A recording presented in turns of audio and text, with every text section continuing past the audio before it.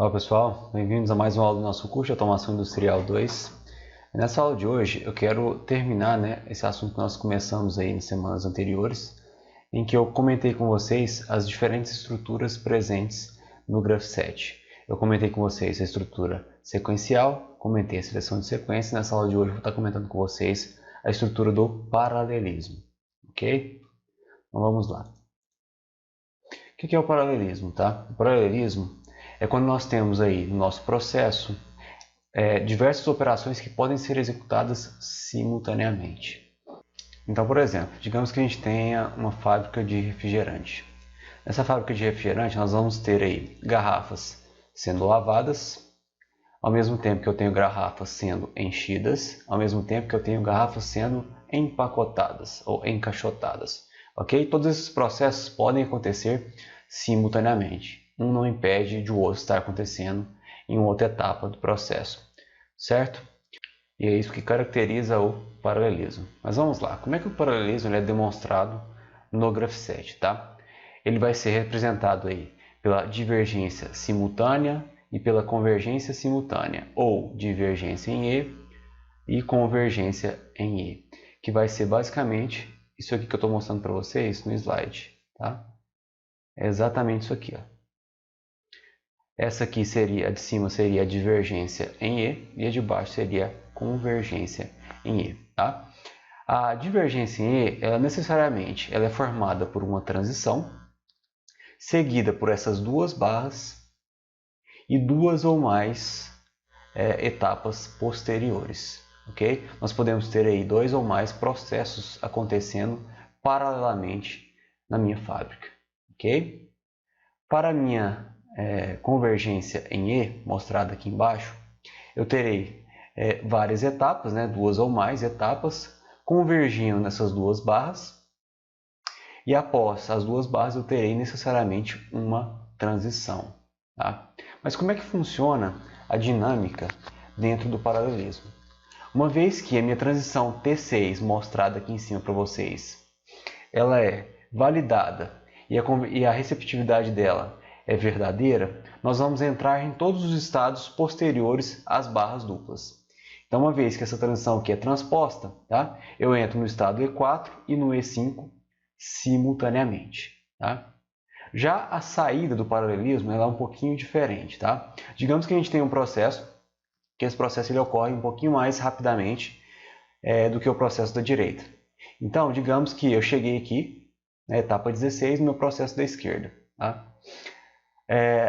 O Graph7 somente sairá de dentro do paralelismo quando todos os estados, quando todas as sequências presentes no paralelismo chegarem ao seu último estado.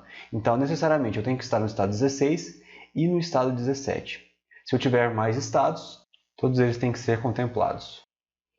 E da mesma forma que eu comentei com vocês na aula referente à seleção de sequências, existem também algumas recomendações, tá, para o desenho do paralelismo. Novamente, a gente não deve alinhar a etapa anterior com uma das etapas do paralelismo, para não ter aquela impressão de que existe preferência. Tá? Então, vocês sempre coloquem de maneira desalinhada, conforme está mostrado aqui à direita para vocês. Ok? Então, vamos a um exemplo para mostrar para vocês como é que a gente faz o paralelismo. Nesse exemplo, nós temos uma mesa, tá, de trabalho de peças, em que 3 operações são executadas simultaneamente. Nós temos a primeira estação, que é a estação de entrada de peças, em que eu tenho um cilindro pneumático que injeta as peças dentro da mesa, ok? Uma vez dentro da mesa, a pecinha ela gira, ela vem para essa segunda estação, em que é feita a fixação da peça por meio desse cilindro B e a furação da peça por meio do cilindro C. Uma vez feita a furação, a plataforma vai girar novamente e vir para a última plataforma, em que é feita a inspeção do furo, através de um sensor que está acoplado ao meu cilindro D. E se tudo estiver certo, se o furo tiver sido realizado com sucesso, a minha peça é expulsa através desse cilindro E. Okay? Todas as plataformas elas possuem sensores, tá? Esses sensores PP1, PP2 e PP3, que indicam a presença das peças na estação. No caso, a PP1 indica a presença de peça aqui na entrada, né, da estação de trabalho. Ok? E no caso, nós teremos também um procedimento de emergência para o caso em que o furo não tenha sido efetuado de maneira correta, que eu vou estar comentando com vocês um pouquinho mais adiante. E além disso, todos os cilindros pneumáticos A, B, C, D, E e F, sendo o cilindro F que faz a rotação, tá, da plataforma, eles possuem fim de cursos para detectar os seus movimentos de avanço e recuo. Vamos agora para as condições de funcionamento dessa máquina. Primeiramente, conforme eu falei para vocês, né, nós temos uma estação, a mesa circular formada por 3 estações de trabalho. Primeira estação carrega a peça na mesa, a segunda estação prende a peça e efetua a furação, e a terceira estação inspeciona o furo por meio de um sensor de profundidade e elimina a peça. Tá? No caso naquela planta, né, nós temos aí A, B, C, D, E são atuadores pneumáticos. Tá? Nós temos o atuador F também, responsável aí por fazer a minha plataforma girar. Para cada um desses cilindros A, B, C, D e E, nós vamos ter eletroválvulas, né, com solenoides A+, B+, A-, B-, e assim sucessivamente, para controlar o avanço e recuo de cada um desses cilindros, né, conforme está mostrado aqui para vocês. E nós vamos ter as chaves de fim de curso que detectam aí se eles vão estar avançados ou recuados. No caso, isso aqui seria recuado, né? E aqui eu teria os meus fins de curso dos cilindros avançados. E os 4 sensores, no caso aqui, tá? Eu esqueci de falar para vocês esse PP4 aqui, que é o sensor de peça no pallet da mesa, ok? Vamos a uma breve descrição do funcionamento. A mesa circular é sucessivamente rotacionada em 120 graus pelo atuador F, o que vai garantir o correto posicionamento da mesa após cada rotação. O motor da furadeira é acionado por um sistema mecânico que vai ligá-lo quando a furadeira descer e desligá-lo quando ela subir. Então a gente não precisa preocupar, né, com a furadeira. A verificação do furo é realizada pela descida do acionador D, que deve atingir o fim de curso FCD+, né, que detecta que o cilindro D avançou, em um tempo não superior a 5 segundos, o que indica que a furação foi realizada corretamente. Caso essa verificação, né, dos 5 segundos ela não seja feita, né, a máquina deve parar a fim de que o operador retire a peça defeituosa e manualmente dê o comando de rearme, botoeira R. As operações são realizadas após o comando de ordem de partida dado pelo operador através da chave P, com as seguintes condições iniciais satisfeitas. Então nós temos 2 condições para iniciar o funcionamento da minha máquina. Primeira condição: todos os atuadores A, B, C, D e E devem estar recuados. E além disso, deve existir peça em pelo menos uma das estações de trabalho. Tá? Somando essas 2 condições com o botão de partida, nós vamos ter 3 condições para iniciar o funcionamento da máquina. Então vamos à construção do nosso grafset. Vamos lá, vamos para o nosso estado inicial. Esse é o estado 0. Esse aqui vai ser um exercício bem grande, tá, gente? Vamos lá. Então, pessoal, qual é a condição para que a nossa máquina inicie o nosso processo de furação, verificação e assim por diante, né? Primeira coisa que nós temos. Desculpa. Primeira condição é o cara apertar o botãozinho P. Além disso, o cara tem que apertar o botão P e o primeiro cilindro tem que estar recuado. O segundo cilindro também tem que estar recuado. FCB, FCC, desculpa. FCC menos FCD menos FC menos, né? E além disso, uma das estações de trabalho deve ter peças.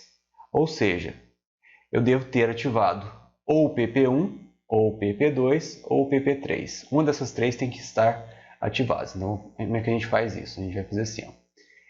E PP1 ou PP2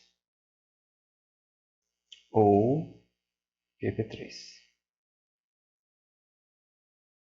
Ok? Feito isso, a gente pode dar início ao processo do paralelismo. Então a gente tem que colocar as 2 barras Não vai ficar retinho, tá, gente? Mas vocês me desculpem.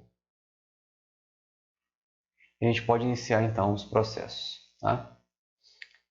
Para a primeira sequência, vamos fazer a estação 1 aqui. Uma vez que a gente entrou dentro do paralelismo, a estação 1 ela vai ficar responsável por carregar as peças dentro da mesa giratória, certo? Então, dessa primeira etapa da estação 1, eu tenho que fazer o meu cilindro A, né, que é o cilindro de carregamento de peças, avançar. Então, aqui eu aciono A+, correto? E esse A+, vai ficar acionado até, né, que eu detectar que o meu cilindro A está avançado. Então, até FC A+. Uma vez que ele avançou totalmente, né, detectado pelo fim de curso, eu posso então recuar meu cilindro A, fazendo com que ele retorne então para a posição inicial. Ativo A-, e eu sei que ele terminou de recuar quando o fim de curso FCA- está acionado. Pessoal, e aqui é importante ressaltar um detalhe com vocês, tá? De acordo com a estrutura que eu mostrei para vocês nos slides anteriores, da convergência em E, eu não posso chegar nas duas barras com uma transição. Então, eu preciso criar um outro estado, seja o estado 3, apenas para atender os critérios da convergência em E. Beleza? Daqui a gente pode, então, fazer as duas barras aqui embaixo. Vou fazer depois. Depois a gente faz isso. Vamos lá. Vamos à estação 2 agora. Na estação 2, nós temos dois cilindros pneumáticos, o cilindro B e o cilindro C. O cilindro B faz a fixação da peça e o cilindro C faz a furação da peça. Correto? Então vamos lá. A primeira coisa que nós temos que fazer é fixar a peça. Como é que a gente faz a fixação da peça? Vamos no estado 4, né? A gente vai avançar o cilindro B, né? Acionando a solenoide B+. Certo? E eu sei que ele avançou completamente quando FC B+, indicar, né, cilindro avançado. Na próxima etapa, eu preciso então abaixar a minha broca para que seja feito o processo de furação da minha peça. Para tanto, nós temos que ativar C+. Vocês podem me perguntar, Rodrigo, mas eu não preciso continuar ativando o B+, para continuar a peça fixada? Não, né? Por quê? Porque quando a gente aciona a solenoide B+, a válvula já vai mudar de estado e ela vai permanecer nesse estado avançado enquanto eu não acionar B-. Então, enquanto eu não acionar o B-, ela fica no estado avançado. Ok? Beleza. Aqui embaixo eu estou furando a peça. Ativei o C+, e eu sei que ele terminou, né, de fazer a furação quando o FCC+ for ativado. Na próxima etapa, eu preciso recolher a minha broca. Tá? Então, eu preciso fazer o cilindro C recuar, que vai ser feito através do C-. Uma vez que o FCC- for ativado, eu sei que a minha broca foi totalmente recuada. E por último, eu vou soltar a minha peça, que eu vou fazer isso ativando a solenoide de B-. Então, no estado 7, a gente ativa B-. E eu sei que isso foi finalizado quando o fim de curso FC-B- for ativado. Novamente, a gente precisa criar um estado, né, para que a nossa convergência em E não chegue aqui com uma transição. Então, a gente vai criar um estado 8, apenas por questão aí da convergência em E. Agora vamos à nossa estação 3. A estação 3 vai ser um pouquinho mais complexa do que as outras, tá? Mas uma vez que a gente entra dentro do paralelismo, no estado 9, a primeira coisa que nós temos que fazer é avançar a sonda, né, que está acoplado no nosso cilindro D. Então eu vou avançar o meu cilindro D. Como é que eu faço isso? Acionando D+. Só que existe uma outra condição, tá, pessoal? Essa verificação feita pela sonda tem que ser realizada em um tempo total de 5 segundos. Então aqui nós vamos acionar também um temporizador, T1, de 5 segundos. Feito isso, nós vamos ter duas possibilidades, tá? Nós vamos ter uma seleção de sequência dentro do paralelismo agora. Nós temos a possibilidade em que a verificação é feita normalmente e a possibilidade em que eu tenho um erro na furação. Tá? Vamos fazer primeiro a condição normal. Na condição normal, eu vou ter que o meu cilindro vai conseguir avançar totalmente. Então, FC D+, ele vai ser acionado. Feito isso, a próxima etapa é eu recolher a sonda, tá? No estado 10. Então, eu vou ativar o D-, certo? Eu sei que ele recuou quando o FCD-, for ativado, né? E na sequência eu vou expulsar a peça da minha máquina. Como que eu faço isso? Ativando o meu cilindro E. Então, basta a gente ativar a solenoide E+. E eu sei que ele avançou, né? O cilindro E, quando o FC E+, for ativado, então eu posso recuar o meu cilindro E. Então, no estado 12, eu estarei ativando o solenoide de E-. E FC E- indica que ele terminou o movimento de recuo. Ok? Vamos agora à outra condição, a outra possibilidade, né? Na outra possibilidade que nós temos, pessoal, o tempo de 5 segundos ele aconteceu antes do meu cilindro avançar totalmente. Então aqui eu terei T1.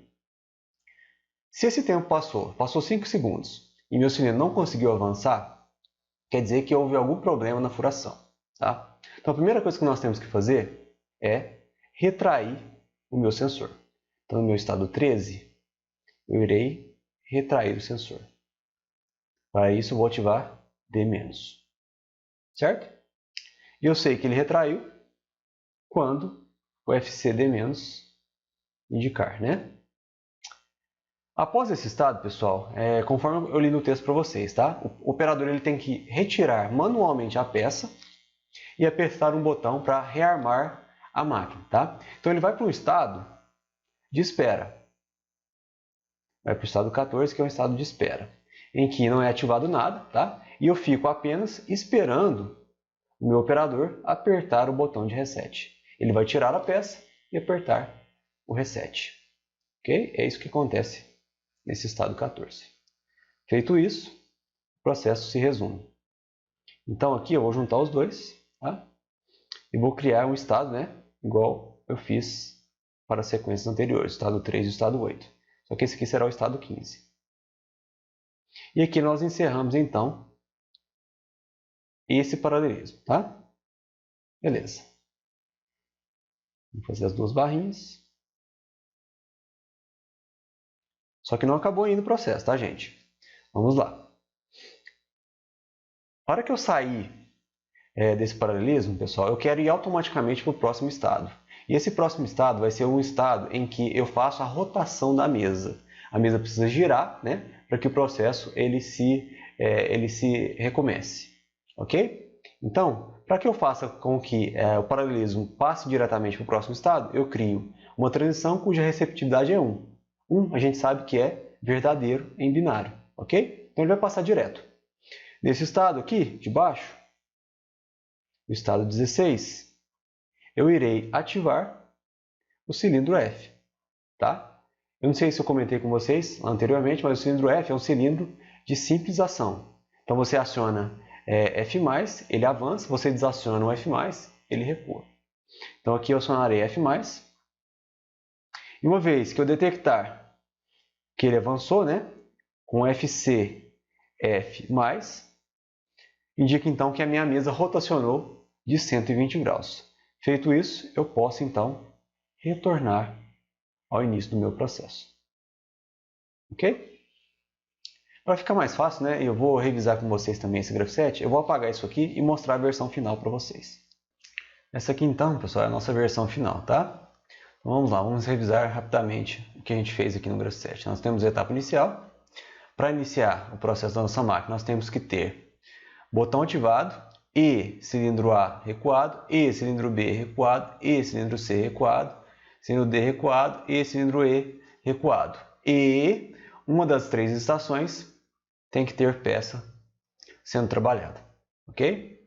Para a primeira estação, que é a estação que alimenta a máquina, né? Nós vamos aí, primeiramente, avançar o cilindro A.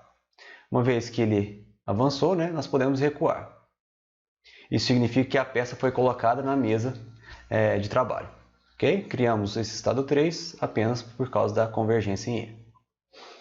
Beleza, segunda estação, nós temos aí, né, o cilindro B que faz a fixação e o cilindro C que faz a furação. Primeira coisa então é a gente fixar a peça, né, através do cilindro B. Uma vez que eu sei que ele avançou, eu posso então descer a broca, né? E uma vez que a broca avançou, eu posso retrair a broca, terminando então o processo de furação.